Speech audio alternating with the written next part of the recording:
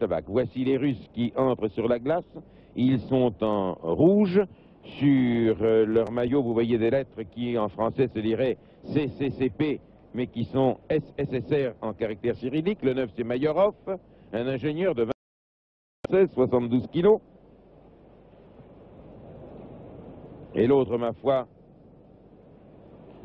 est un homme un petit peu plus petit que lui, vous le voyez, rajustant ses gants pour voir si tout ira bien. Il s'agit du 19, c'est Moïseyev. C'est un technicien, c'est un ingénieur, il a 27 ans, il mesure 1,70 m. Quelques tours de patin sur la glace pour voir si elle va bien, un petit arrêt, un bonjour à ses copains, le rappel du score qui est de 6-0.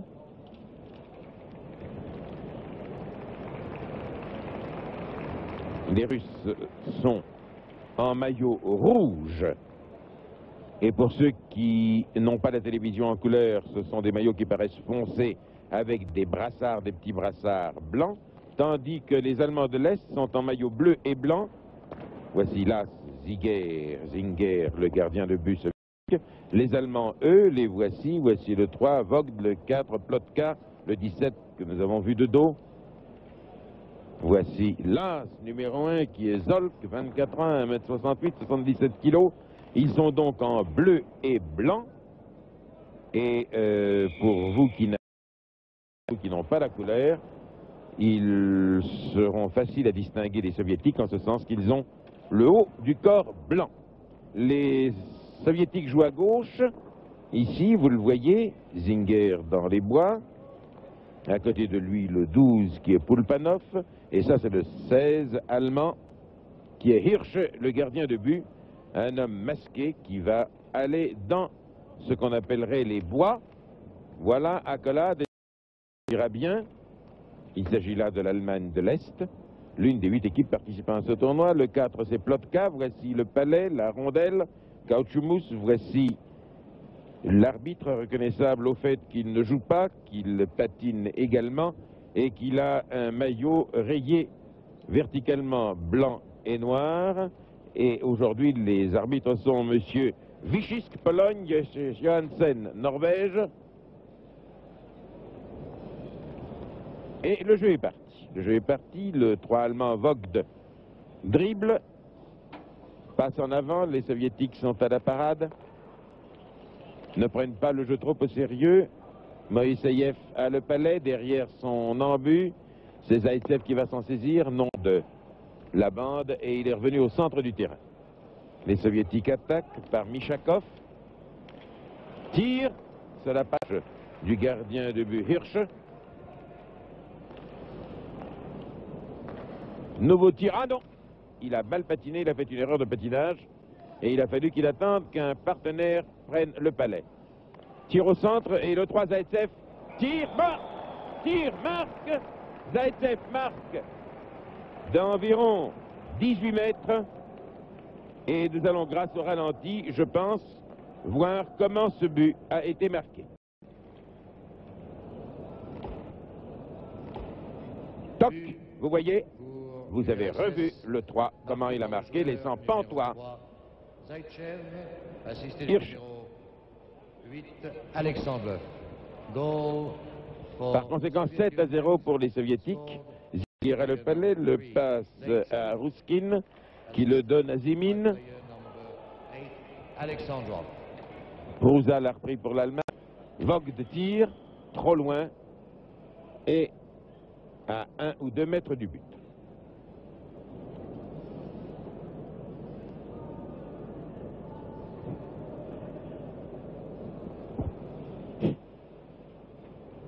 Les arbitres engagent. Pour l'Allemagne, c'est Prouza. Pour les Russes, c'est Starchinov. Kratch passe à Faudel. Mais il a passé un coéquipier qui tire, c'était Mayorov. C'est passé à côté. Les Soviétiques sont constamment dans la zone de défense des Allemands. Tire. Non, là, les Russes laissent échapper le palais. C'est Ruskin qui va le prendre. Tire.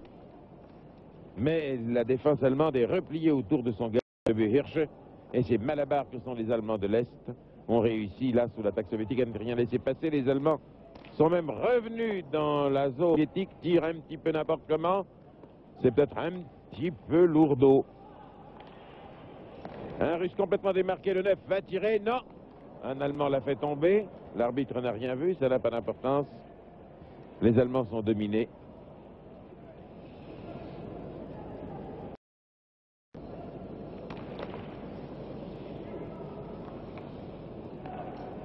Zimin s'est fait subtiliser le ballon, tir de l'Allemand Prouza, que Zinger n'a même pas eu besoin de détourner. À nouveau départ des Soviétiques, regardez leur jeu de passe, il va repasser en arrière. Non, il va... S'il avait repassé en arrière, c'était meilleur. Krarenbauer passe derrière la ligne de but de Hirsch. Le passe à Peters qui rate le palais.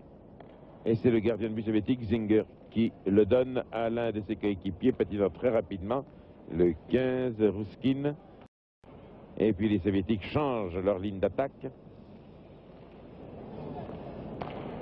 Nouveau tir très fort.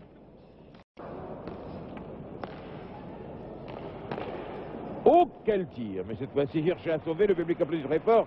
C'était un tir de Blinov, la petite crêpe. Et le 13 allemand, Poindl, est parti.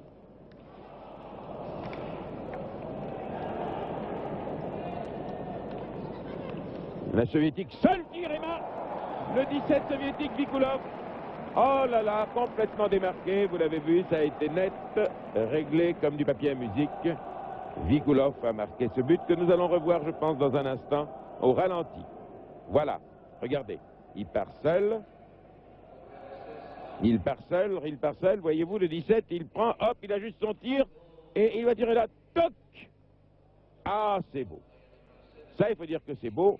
L'autre, Hirsch, dans son but, il a eu beau sortir, il n'a rien pu faire. Nouvelle attaque soviétique a pu se mettre à genoux sur la glace.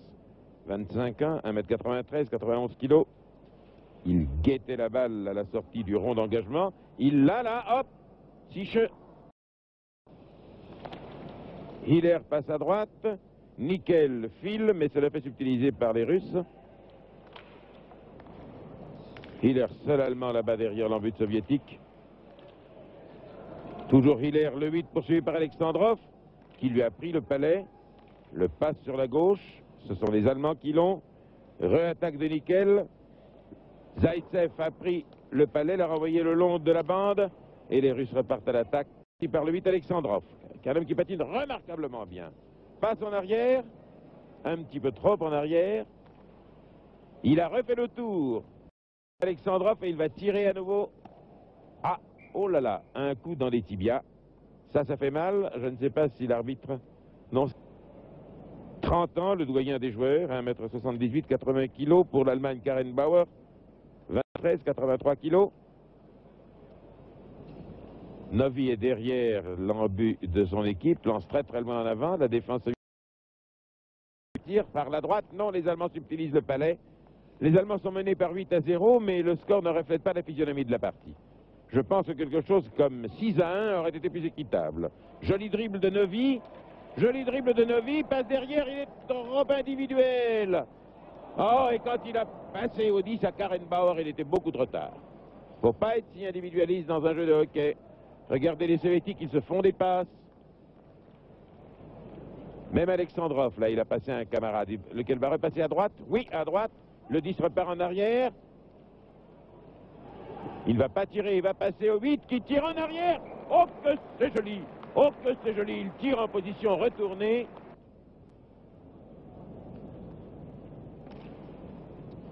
Kodaro, mon ami, vous ne suivez pas les détails.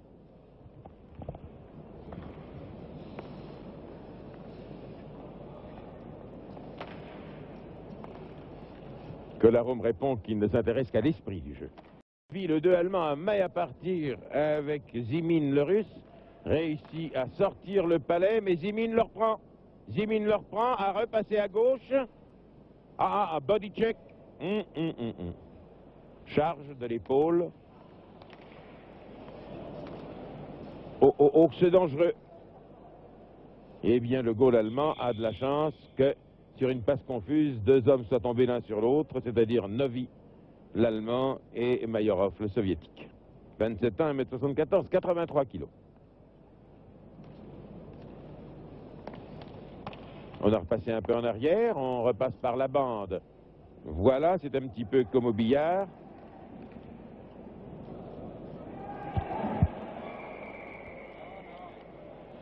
Ah, oh, oh, oh, crosse en l'air, monsieur.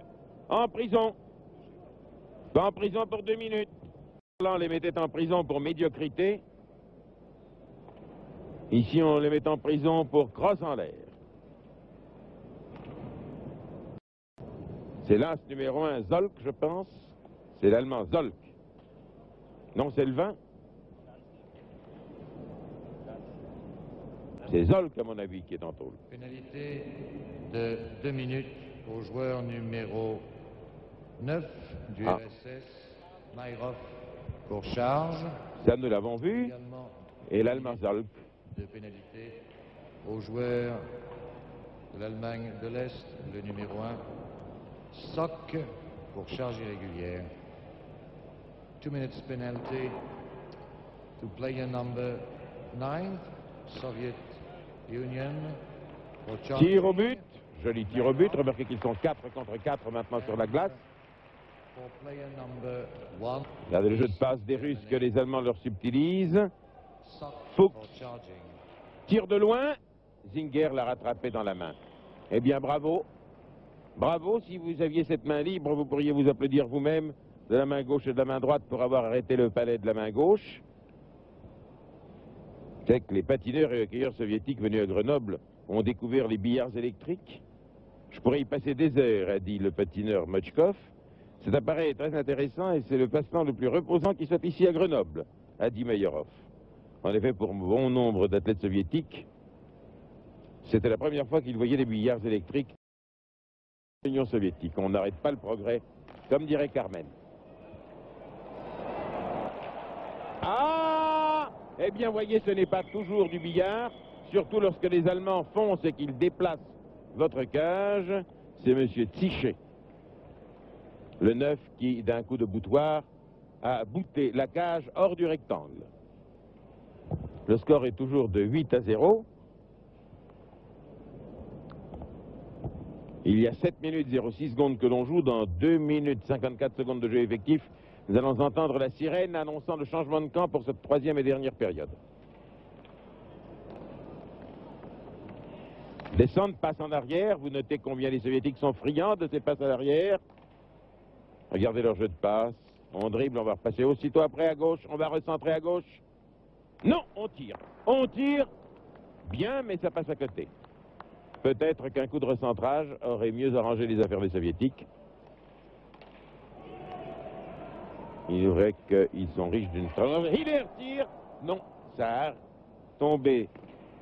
Le palais a tapé le patin de Blinov. Et c'est pour ça qu'il est parti, Dieu sait tout. Contre-attaque russe.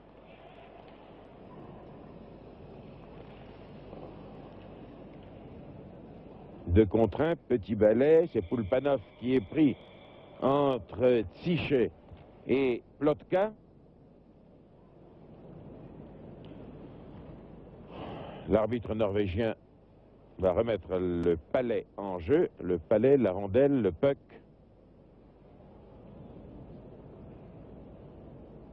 Qu'est-ce qui va venir pour l'Allemagne? Le 7 à l'extérieur du rond, c'est le 10 qui va engager Karen Bauer. Tandis que le 7 Prusa attend, mais à l'extérieur du rond.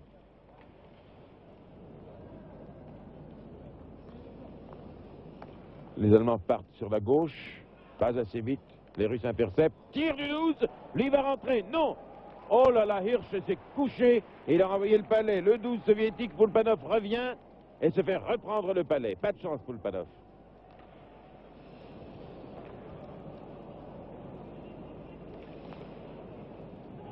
Oh, qu'il patine vite, cet homme Moïseïev. Il reprend le palais, le repère, va le repasser à Michakov.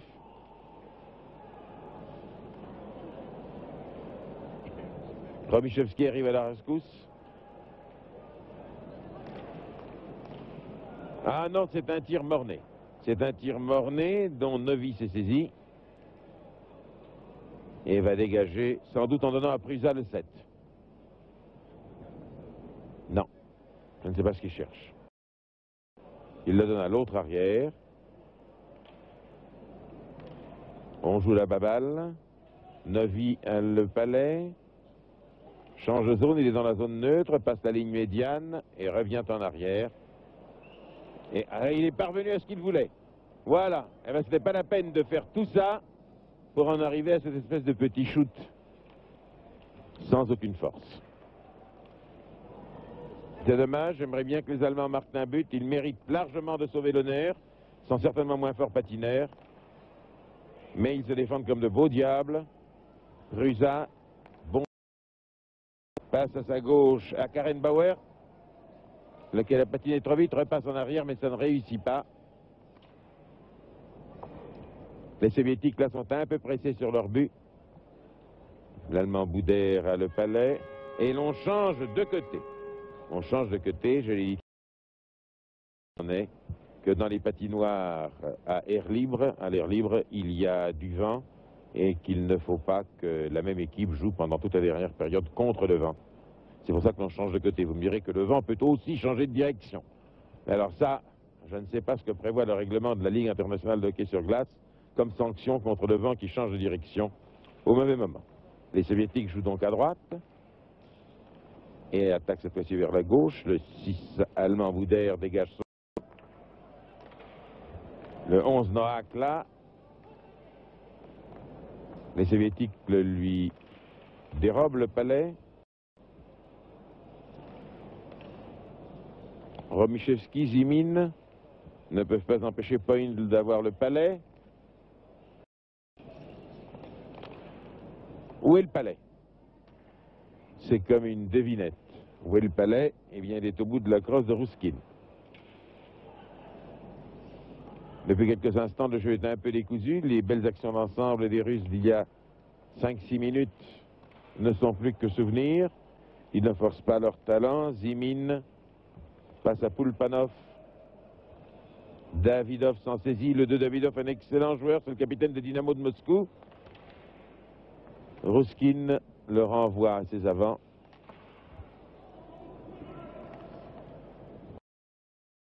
Davidov contre le gros Noack. Noack a bien tiré en position de retournement.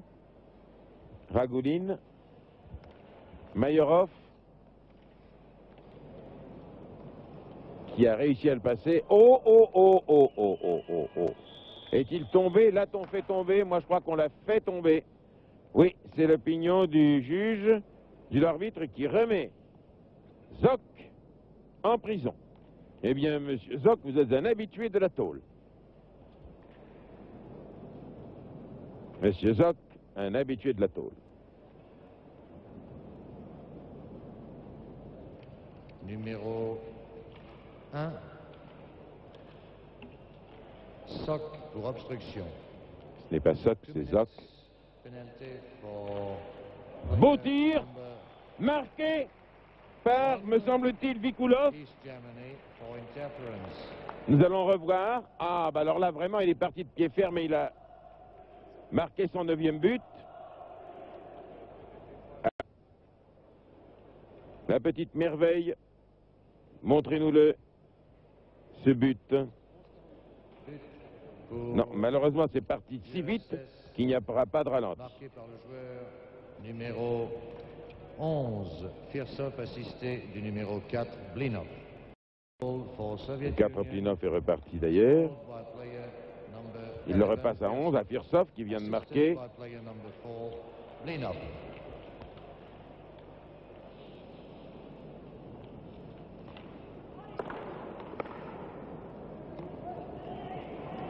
Regardez, Firsov essaye de rattraper l'Allemand et lui reprend le palais. Ce Firsov est rudement fort. Ah, mauvaise passe des Soviétiques. Vikulov est pris de vitesse par l'Allemand, 9 Tiche, qui l'envoie littéralement dinguer sur la glace. Je vous demande pardon d'employer un terme comme celui-là, mais vraiment, il n'y a pas d'autre mot. Remarquez que ça fait plus de peur que de mal. C'est plus spectaculaire que ça ne fait d'effet.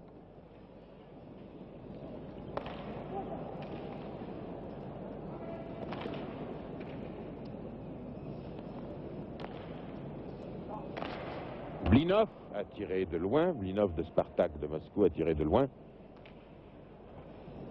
Mais l'excellent Allemand Ziche a envoyé le palais très très loin. Mais c'est un dégagement interdit, il l'a envoyé si loin qu'il a passé la ligne d'embut soviétique. J'avoue qu'ils l'ont mérité. Le 8 Alexandrov pour la Russie, Karen Bauer pour l'Allemagne.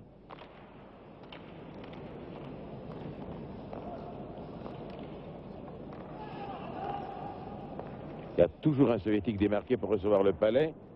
Le tir d'Alexandrov est passé un peu loin. Romichevski s'est replié. Peter de travers. Zaïtsev est sur le palais. Moïseïev fonce, a passé à droite à Mishakov. Zaïtsev vient l'aider. Alexandrov.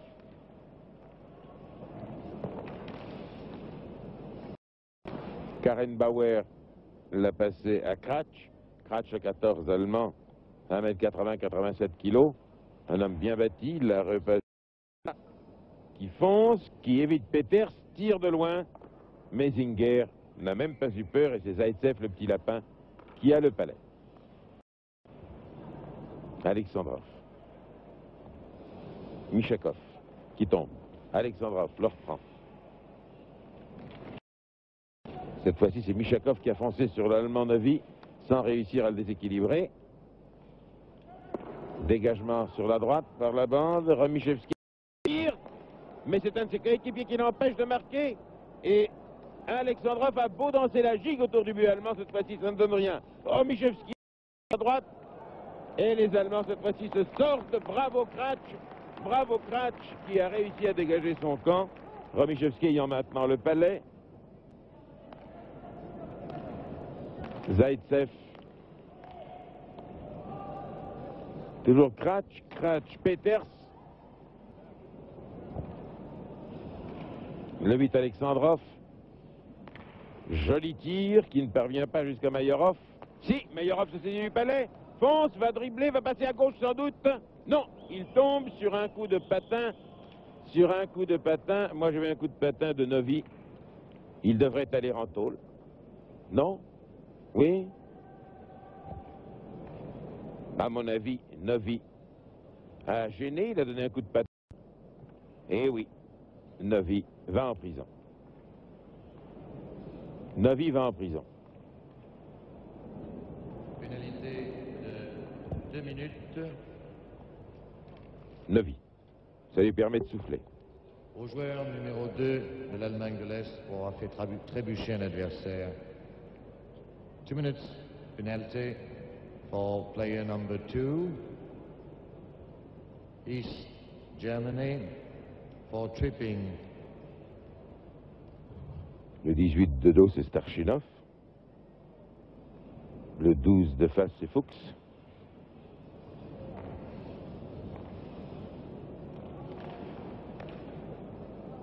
Ruskin à Davidov. Tir de Davidov, un tir boulet de canon qui est passé de côté. Ruskin, cette fois-ci, a perdu le palais. C'est l'excellent Noack allemand qu'il a eu, qu'il a repassé à ses arrières. Passe à droite à Bouder, qu'on a peu vu.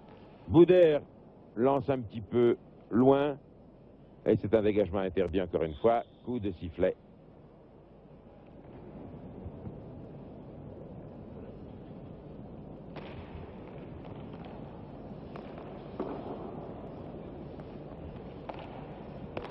Davidov.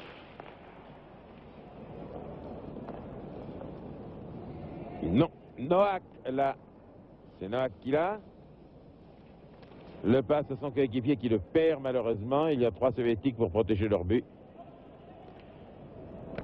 Joli passe qu'à Mayorov. Mayorov descend. Va passer, non, va tirer. Oui, il passe à droite. Tire en arrière, passe en arrière. Et c'est un tir de l'arrière droit soviétique, Davidov.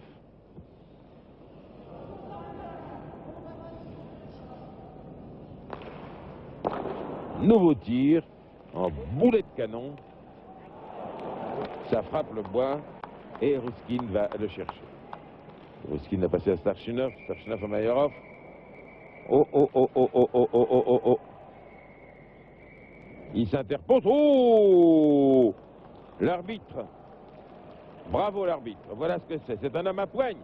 Il en envoie 2 en prison? Non.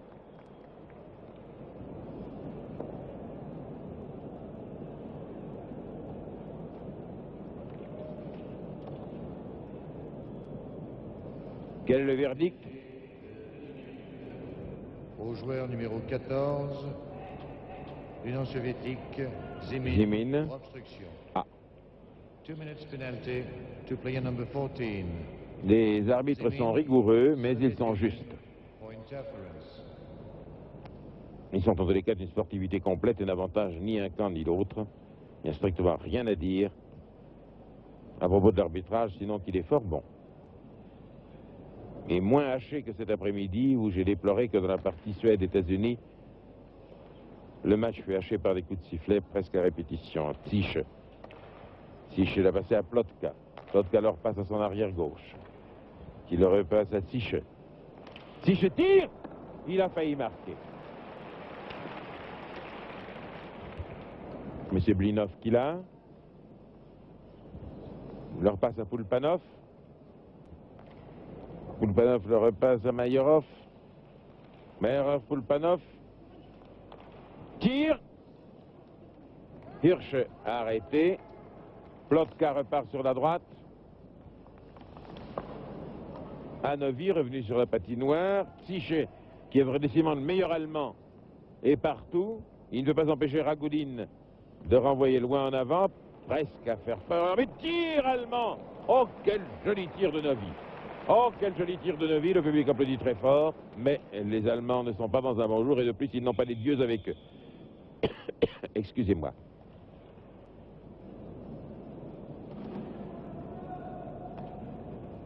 Si vous aimez le hockey sur glace, sachez que pratiquement tous les soirs de 22h05 à 23h sur la deuxième chaîne, pendant toute la durée de ce tournoi olympique de hockey, vous pourrez nous retrouver, Stéphane Collaro et moi-même. Et l'après-midi, nous avons très souvent des programmes également, pratiquement tous les jours aussi, aux environs de 16, 16, 15, 16h30, quelquefois 17h. Un dribble de Peters qui l'a donné à Kratch, Kratch à Peters encore, Peters fait un balai sur la glace. Alors vous tirez, monsieur? Peters ou non? Et alors, qu'est-ce qu'ils font? Alors Peters, vous tirez? Non, il ne tire pas. À quoi ça rime? Oh, coup de crosse du Russe! Coup de crosse du Russe!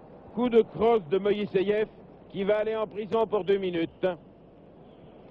Qui va aller en prison pour 2 minutes, je pense. Moïseyev va aller en prison et va rejoindre un deuxième soviétique qui y est déjà depuis un moment. Moïseyev a rejoint Zimin.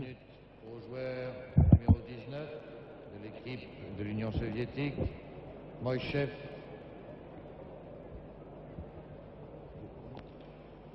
Pour coup de crosse.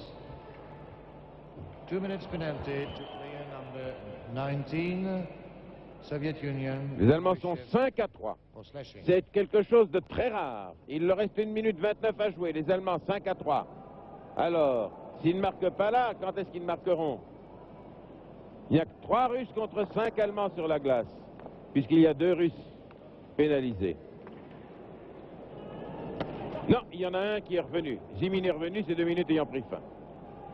Firsov a le palais, le meilleur joueur soviétique. Tire, ça ne donne rien. Les Allemands repartent à 5 contre 4. Mais c'est lent, alors que vous tirez, vous pouvez.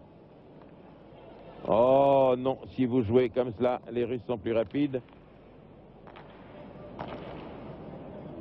Allez, tirez. Hop.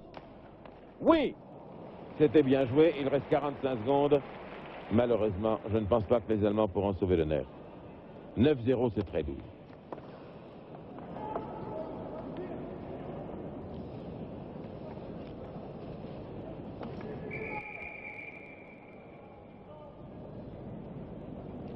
Il reste 29 secondes à jouer.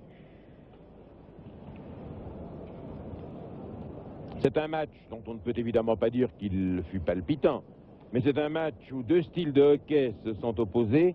Le style assez individualiste des Allemands de l'Est. Ce sont des gens lourds, puissants, qui aiment tirer de loin, qui tirent d'une manière un peu désordonnée, sans toujours préparer leurs attaques comme il convient, et le style plus léger des Soviétiques, qui semblait quelquefois comme danser un ballet sur la glace. Sarchinov voudrait marquer le dernier but, passe à Mayorov, il ne reste que 18 secondes. Le 3, Voigt d'Allemand intervient contre Mayorov. Un beau bras d'homme, ce Voigt aussi, 1m78, 80 kg, harmonieuse proportion. Et c'est le dernier engagement, je crois. 9-0 pour les Soviétiques, c'est tout de même une addition très lourde. Le 4, Plotka, essayez donc de tirer de très loin, il reste 9 secondes. Allez, tirez, tirez, tirez, tirez, là, tirez! Oh! Dans la dernière seconde, il pouvait sauver l'honneur, c'est fini! C'est fini. Eh bien, c'est dommage, il pouvait sauver l'honneur dans la dernière minute, et puis ils ont oublié. Bon, ils n'ont pas pu. Eh bien, les Soviétiques ont donc gagné par 9-0. Hier, les Soviétiques avaient battu les Finlandais par un score similaire, 8-0. C'est vraiment des gens très forts. Et conserver leur titre olympique qu'ils détiennent depuis Innsbruck en 1964. Voilà. Si vous aimez le hockey, vous pourrez nous retrouver demain, 8 février, sur cette même chaîne, l'une de nos meilleures, à 22h15 pour le match Canada-Finlande. Et il sera très intéressant de voir si les Finlandais feront mieux contre les Canadiens qu'ils ne l'ont fait hier contre les Soviétiques. Ça sera une ligne, comme on dit dans certains sports. Si le Canada résiste du moins si le Finlande résiste au Canada mieux qu'aux Soviétiques, ça voudra dire que l'équipe canadienne est moins forte que l'équipe russe, ou ce sera le contraire. Si les Finlandais résistent moins bien. En tous les cas, le Canada forme avec l'Union soviétique